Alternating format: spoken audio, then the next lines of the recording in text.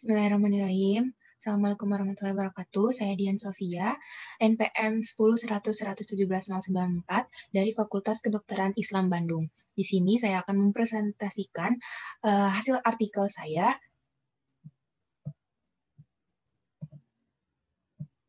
yang berjudul Gambaran Karakteristik Pasien Pneumonia pada Anak Balita yang dirawat inap di Rumah Sakit Umum Al-Ihsan Kabupaten Bandung pada tahun 2018 sampai 2019.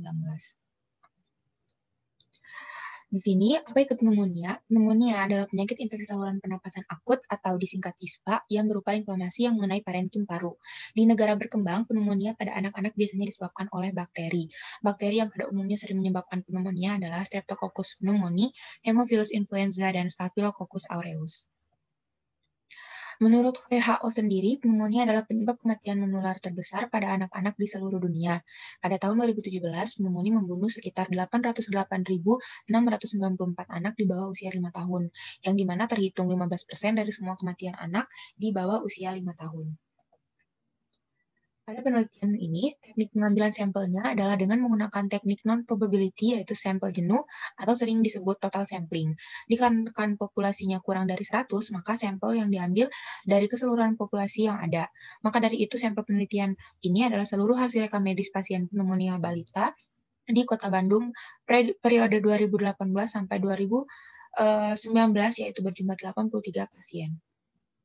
Untuk kriteria inklusi dan eksklusi, kriteria inklusinya di sini yaitu data rekam medis pasien pneumonia balita yang dirawat inap pada tahun 2018 sampai 2019 di Rumah Sakit Al-Ihsan Bandung, yang dimana datanya ini lengkap mencakup usia, jenis kelamin, gejala klinis, pemeriksaan penunjang yaitu dari lab dan fototoraks, lama perawatan dan terapi.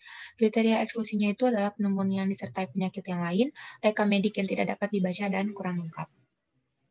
Untuk metodologi penelitian, rancangan penelitiannya di sini yang di mana metode yang digunakan yaitu berupa studi deskriptif dengan melihat data rekam medik pasien pneumonia balita usia 0 sampai 5 tahun yang dirawat inap di Rumah Sakit Al-Ihsan Kota Bandung di tahun 2018 sampai 2019. Adapun variabel penelitiannya itu adalah jumlah kejadian, usia, jenis kelamin, gejala klinis, hasil pemeriksaan penunjang, lama perawatan dan terapi.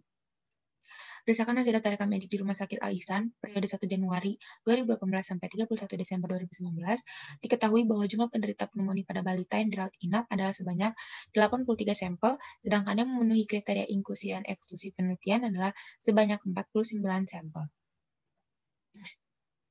Dari hasilnya sendiri, pertama itu adalah distribusi kasus pneumonia berdasarkan jenis kelamin, yang dimana lebih banyak ditemukan pada laki-laki yaitu dengan jumlah 26 dengan total 53,1%. Lalu yang berdasarkan usia, didapatkan paling banyak pada usia 0 sampai 12 bulan dengan jumlah 33 dan total 67,3%. Berdasarkan nama perawatan, paling banyak itu dirawat lebih dari 5 hari, yaitu dengan jumlah 30 orang dengan total 61,2%. Lalu berdasarkan gejala klinis, yang paling banyak ditemukan adalah gejala demam, yaitu sebanyak 42, dengan presentasi 85,71%. Lalu berdasarkan hasil foto ronsen toraks, itu yang paling banyak ditemukan adalah yang infiltrat dengan jumlah 46 dengan total 93,88%. Lalu berdasarkan jenis antibiotik, itu yang paling banyak digunakan adalah golongan cephalosporin dengan jumlah 31 dan total 63%. Lalu berdasarkan pemeriksaan laboratorium, ditemukan paling banyak itu adalah paling banyak pada kadar normal, yaitu jumlahnya 35 dengan total 71,43%. Menurut pembahasannya, sesuai dengan buku ajaran spirologi anak IDA yang menyebutkan bahwa dilihat dari jenis kelamin, balita laki-laki lebih sering terkena pneumonia dibandingkan perempuan dikarenakan diameter saluran napas anak laki-laki lebih kecil dibanding dengan anak perempuan, dan juga mungkin karena adanya perbedaan dalam imunitas tubuh pada perempuan dan laki-laki. Terus juga sesuai dengan penelitian WHO, di mana angka kematian tertinggi pada pneumonia terjadi pada anak di bawah usia 5 tahun.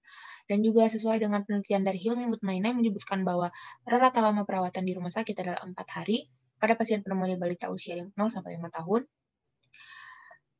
Lalu juga sesuai dengan penelitian Osarinda Monita dan kawan-kawannya menyatakan bahwa demam merupakan gejala klinis yang paling sering muncul pada penderita pneumonia balita.